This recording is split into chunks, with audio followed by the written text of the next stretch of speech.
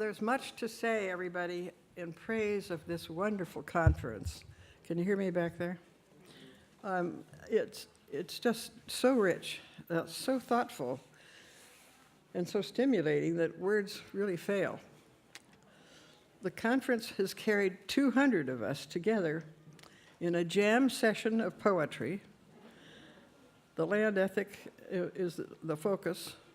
We're seeking, we're hoping to strengthen its future. Listening to our conversations, a lot of us talking about extending the land ethic, including the work that Buddy Huffaker and our Leopold Foundation has been trying to do with training in leaders of the land ethic. It seems to me we are all Earth ambassadors. It's a term that I've suggested to Buddy that we add to our program in terms of the point being it's kind of an action word rather than abstract. Let's talk about the land ethic. It feels good. I think it could be very helpful in our work. A few choice comments because we have very little time in this summary. I love Peter Forbes talking about Aldo living with pain in this world of wounds, an ecologist looking at this world of wounds. And then he said, whoa, he should have lived another 15 more years. Michael Howard saying, hey, why are you that people talking to him thinking he's a nutcase? He says, somebody's friend says to him, why do you do that stuff those white folks are doing? And Michael says, because it's the human thing to do. Reconnect. And Michael says, don't distance yourself from the land. He's cleaning up that lead toxics in the marsh. Laurel Savoy pointing out that she wanted to talk to Aldo Leopold about, she was afraid that we did not include the Native Americans. I think it's an excellent point. She would like to have her father's philosophy in his book, Alien Land, meet with the land ethic. They should meet and intertwine, right? I like that. Michelle Stevens, I didn't get to talk to you this conference. Are you still here? I want to tell her that my students and I have admired her from afar with her early work on wetlands. I loved her phrase, Nina's phonology notes was writing down the language of the flowers and the birds calling to know that they were here. I just love that. It's great. Michelle was talking about in her brave experiences in Iraq that Arabs do have a land ethic. There is a law that the Arab law says, do not waste God's creations. We should see the beauty in the people she loves. This is speaking from Michelle. Wonderful. Julianne Warren carries us out to the streets where we ought to be talking about some of these things in Washington, D.C., and I think her points that good leadership takes us there. Obama worrying about climate change, we're hoping for the best with this Keystone pipeline. Gosh. John DeGraff tells us, I don't know if I agree with you, John. He says, don't need to worry about the people who have the wrong questions, because the answers may not matter, but I feel contrary about this. The wrong questions might be a waste of time. We might be getting funding for the wrong answers. John said something about women carrying forward that very important backup to everything else we're doing, we being whoever the gentlemen are. It's great. Gary, we thank you for your description of Coon Valley and reminding us how we really need restoration that can help the kids. Justice is needed, and that brings me to our Denaya and Jonathan, our interns here that stood up and asked the question after Gary about ethnic interns, they don't want to be considered weird. We're damn right. And I want to say we wish you good luck. And Gary said, we're already, Diana and Jonathan are a part of our effort. He said his kids are mentoring him. In praise, my final note now is for all the accomplishments mentioned here, Ellen and Phyllis forming that malt coalition, unbelievable achievement. The achievements of Tom Disher, an incredible creative guy. Michael Howard, I'm just amazed at him. Christina, a wonderful organizer. Kathleen Dean Moore, honestly, we're just full of praise for you, Kathleen. Carlos and his marvelous music. John Francis and the people of Point Reyes. Great, great voices in the community. We need to recognize the land leadership of one special person here, and that is Susan Flotter. And we have to remember that Susan was the one that opened the door to a cascade of works about Aldo Leopold. It was she who grabbed the threads from professional wildlife management science and wove them into her first big book, and focusing on literary achievements of Leopold and the intellectual accomplishments. So cascades, Susan, we owe you so much wherever you're sitting here.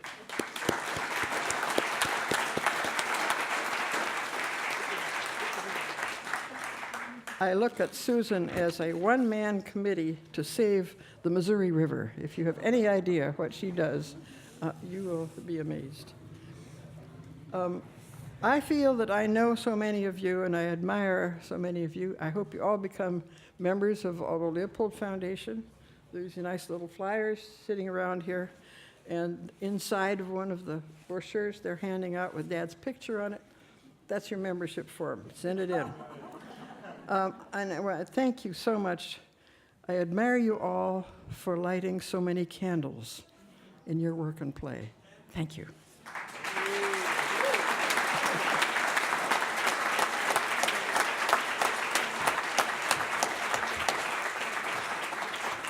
Paul, are you comfortable speaking from there, or do you want to come on over?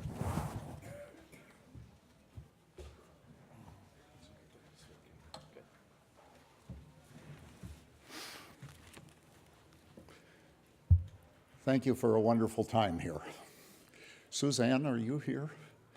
I haven't had a chance to talk to you yet, but I have never, ever seen such a good organizer in my life.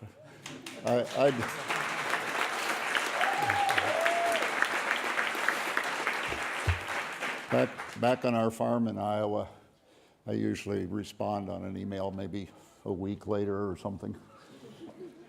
We were in conversation, and I'd send her an email, and within 15 minutes there would be a response. And we went back and forth, and she must have done that with 30 of you at least. And out of that came all of us together, and no glitches. It's amazing. Thanks so much for that. I want to thank the Monsons, who we stayed with, have a place and a guest house up here in the mountains, and they couldn't be here this morning because Sunday mornings they take a hike. And this Sunday morning, their grandson and his wife were there, and they could not miss that hike. And I think that that's a good excuse. I think it was John Muir who said that he couldn't understand why we'd all dress up and go to church on Sunday and hear a human talk about God when we could go to the woods and hear the birds. And my father was a preacher, and I grew up. And every now and then, in those old-time churches, we'd have tent revivals.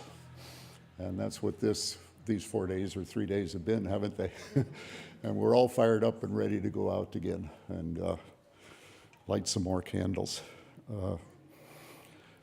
We sang Happy Birthday this morning, but there's another birthday I want to mention to you. On March 17th, 1887, Dominic Curran and his family christened our barn. It's written in our barn March 17th, 1887. And so we need to think of happy birthday there too. That was about 25 years after our farm was settled. And they were the second owners already, and they were sort of in their prime, and probably the prime of that farm too. And when you think about 1853 and what was on that farm, although the abstract says it's just this space on this map, there was a lot more to it, wasn't there? And then by 25 years later, it was beginning to be domesticated. 50 years after that, in the 1930s, it probably bottomed out. And about that time, Aldo Leopold came together with Hugh Hammond Bennett and got to work on helping to heal the land again. And so many farms and ranches across the country, I think that the 30s were probably the low point, and we've been trying to come back ever since. Hugh Hammond Bennett with his sober yarns, as Aldo Leopold talked about, that weave the carpet on which America stands, and Aldo Leopold with the colorful yarns. And I just love that description of it. And that began back then, and we've worked on it ever since, but it's been an exciting time. Many of you who I've talked to before know that I really like Iowa, and I really am. I brag about Iowa and Iowans. And Aldo Leopold, of course, is from Iowa. And Wallace Stegner is from Iowa. And it's always fascinated me that when we talk about wilderness, Wallace Stegner was an important part of it. Aldo Leopold was an important part of it. Arthur Carhart, who's one of the first landscape architects in the Forest Service, helped Aldo Leopold lay out the Gila wilderness, went on to be very instrumental in the Boundary Waters, our second wilderness in our country, from Iowa.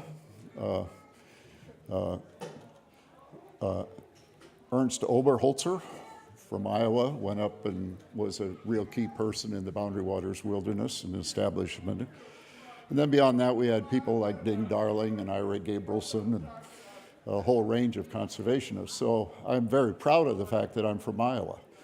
But I have a confession to make today. I was born in Oakland, California.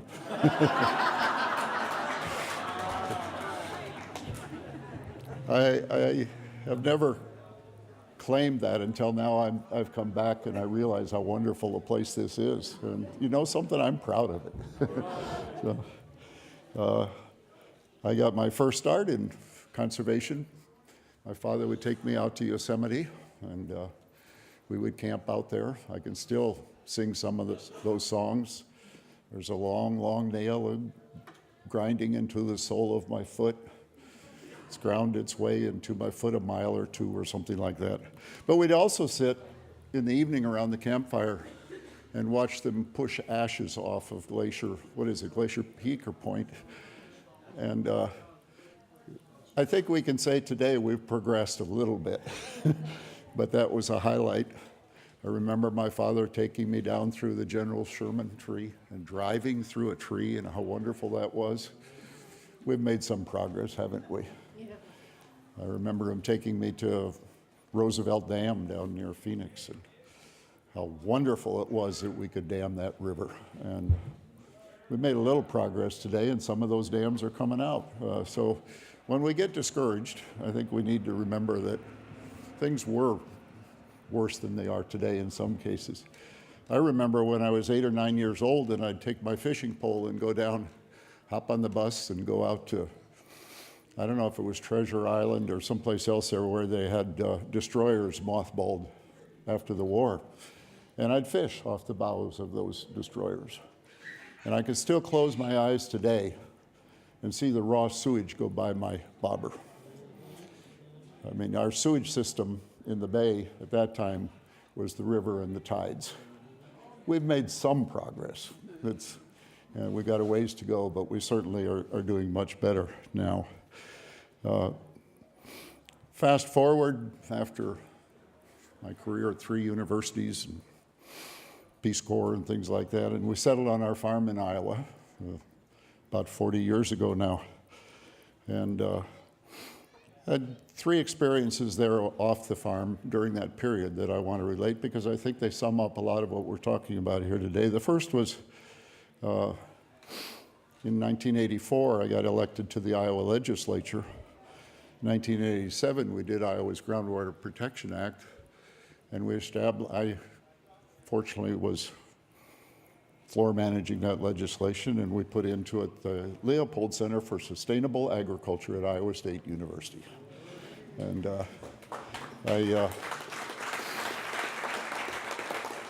since that time, they've sponsored over 400 research projects on sustainability and agriculture on Iowa farms, and are still really going strong.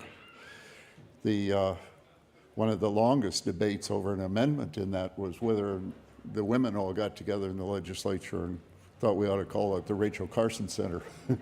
And I was faced with having to defend Aldo Leopold over Rachel Carson. But I had a chance to get back on that too. A few years later, President Clinton was elected, and one of your former commissioners of agriculture here, Rich Rominger, from up in Yolo County, has a wonderful farm there, became Deputy Secretary of Agriculture in Washington. And I knew him from some studies we had done, and he made sure that Clinton and Gore hired me on as chief of the Soil Conservation Service in Washington. And one of the first things I did was to put my conservation heroes on the wall in our office there, in Hugh Hammond Bennett's old office. And one of them was, of course, Aldo Leopold, and one was Rachel Carson. So I was able to get her picture up there. The day after that picture went up, an administrator came and suggested that maybe I should take Rachel Carson's picture down. But it stayed for 4 years. It probably went down the day I left, but Rachel Carson was there. Not only that, but we established a wilderness, or a wetlands institute, and we snuck it into Rachel Carson's old office at Patuxent, the wildlife research station just outside of Washington. So the Soil Conservation Service, which for years was draining wetlands, we went back in and in her old office, we conspired to put wetlands back on the landscape across the country. And one of the things that I was asked to do, or not that I was asked to, but I wanted to do when I took that job, was to turn loose the wonderful people in that agency. And I sent one of my first notes I sent out to them, and it was my Just Do It letter, saying if it's ethical and if it promotes conservation and if it's legal, just do it. That letter went up in most offices throughout the country, and people like Wendell Gilgert went on to do the fantastic work he did there, and he's doing here too. Wonderful people out there wanting to do good, and turn them loose and let them do it. And I told them all that, you know, if you have to, you can apologize later, but just go do it. And I think that that's something that we still need to think about today. So I'd like to close with a note, or a part of one of the Leopold essays. It's the last one in Susan and Baird's book. See if I can find it here. It's called The Ecological Conscience, written in 1947 to the Garden Club of America. They're meeting in Washington, D.C. And I had a chance to speak at their national convention too, and I pulled this out and used it, and the women really loved it. But it closes with, I have no illusions about the speed or accuracy with which an ecological conscience can become functional. It has required 19 centuries to define decent man-to-man conduct, and the process is only half done. Is that because he didn't say men and women? Only half done. It may take as long to evolve a code of decency for man-to-land contact. In such matters, we should not worry too much about anything except the direction in which we travel. And here's what they really liked when I talked to them. The direction is clear, and the first step is to throw your weight around on matters of right and wrong. on land use. Cease being intimidated by the argument that a right action is impossible because it does not yield maximum profits, or that a wrong action is to be condoned because it pays. That philosophy is dead in human relations, and its funeral in land relations is overdue. I think conferences like the one that we've just been part of in the last 3 days has reminded us that we need to throw our weight around. And let's go forward and do that. Thanks.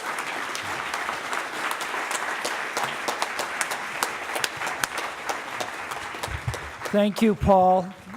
In the spirit of collaboration, we're closing with a collaboration.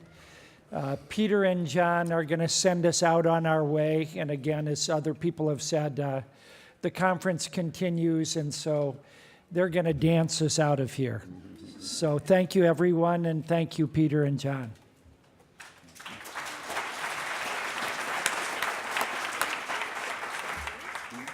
Thank you for all your gifts this weekend. These are entirely your words, your ideas, arranged and presented by John and Peter.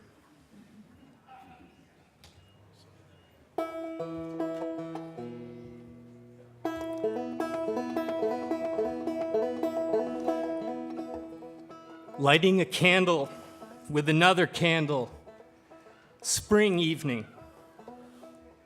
There is some required reading, and he handed me a copy of the Sand County Almanac, The Greatest Good for the Longest Run. At the height of his career, he sat down and he listened to those farmers just like he listened to the birds when he was a kid. May 23rd was his birth. He lent himself to his own evolution. He saw everything working as they should. He saw the whole, an absolutely beautiful marriage between my mother and my father. My dear, dear Estella, this night is so wonderful that it almost hurts.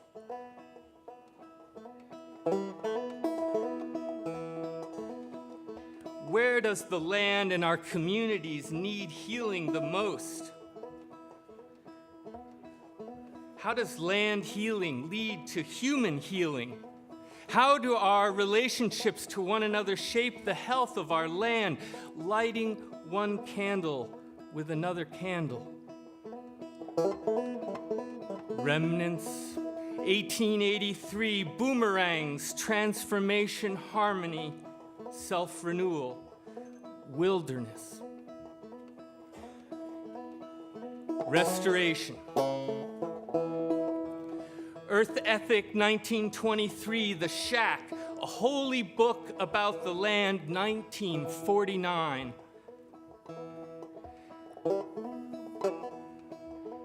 T.S. Eliot was writing about the wasteland, and Aldo Leopold, well, he was writing about the real land. We need to study the ways that things are connected to one another. You know, we see more in Aldo Leopold's world, and we see more in our own world. Living there at the shack, going to the river at sundown, I got a portrait of this man. He was on the land all the time. It was no accident that an ethic arose in him.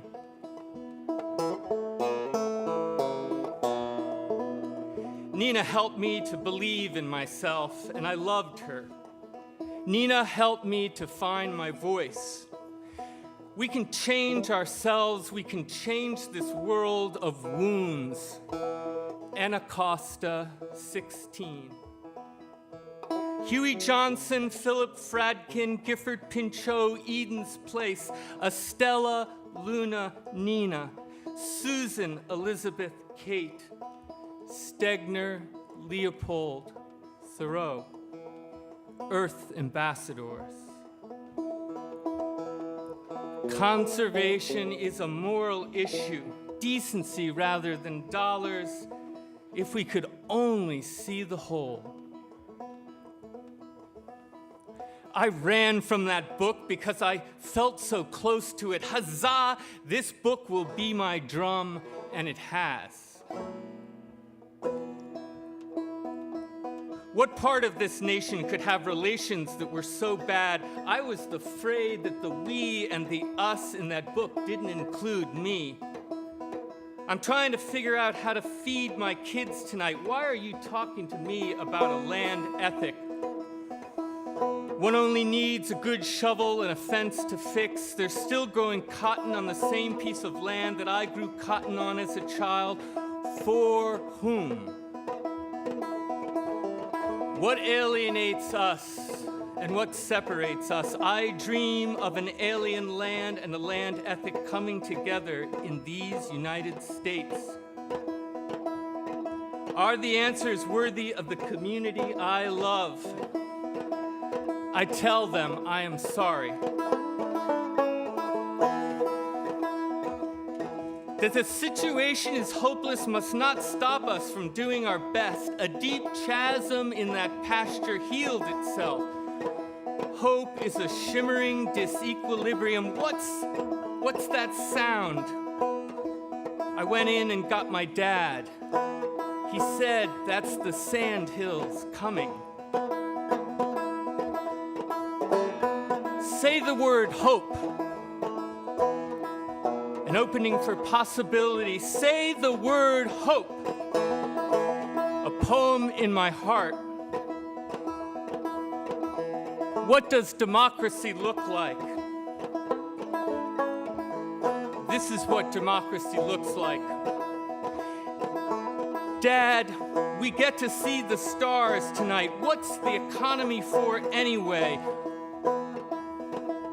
It's wrong, it's stupid, it's unspeakable to take down our systems of life for a profit. Gross national happiness, equity, fairness. How to live more richly. They're trying to make us believe it's all our fault. Mother Earth, a tough old gal. We want bread and we want roses too, but we let the roses wilt. How do we make it that we all win in this struggle? A rufous hummingbird died in my hand. A betrayal of love.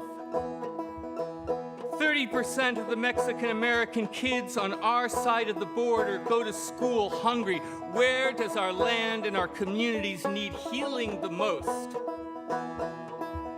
We have to protect this, and now you have to leave. Where is the healing that is urgent? Inside, I was burning and I was seething. A rufous hummingbird died in my hand. Eastern San Joaquin Valley, 1957, salmon and steelhead, and within 10 years, everything I knew as a kid was done. Justice for people, justice for the hummingbird. I saw the white deer, and it was a spiritual experience. And when I saw the birds covered in oil, I had to do something.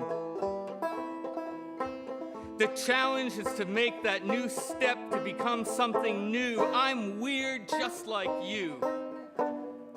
What do you love too much to lose, and what will you do? Who is at your table? And how do we expand that table? How do we trust the compass? How do we stay on the search for a durable scale of values? Only a mountain. Only our righteousness. This is creation. So much heart and goodwill. How quickly I pulled the trigger on something I couldn't identify. Man always kills the things he loves. I did have blood on my hands. I must not think myself above other men. Albert begged me to write one chapter on the wolves. How can I not rise to this challenge? I knew for me it would be a standard of change, lighting one candle with another candle. Perhaps the greatest of all wrongs. If I were only the wind, And the government's campaign against predators began, and within seconds we were pumping lead into predators. There was something new to me in her eyes. A thing is right when the honk of geese, invisible, coming on, circles on the sand. The universal roar to the south, to the north, to the east, to the west. The Gila wilderness in honor of Aldo Leopold, a man of his time, a prophet. Your father is sick. It was more than that, I just knew it. Bloodroot in showers bloom, closed, 6 a.m. It's been a wonderful, wonderful journey.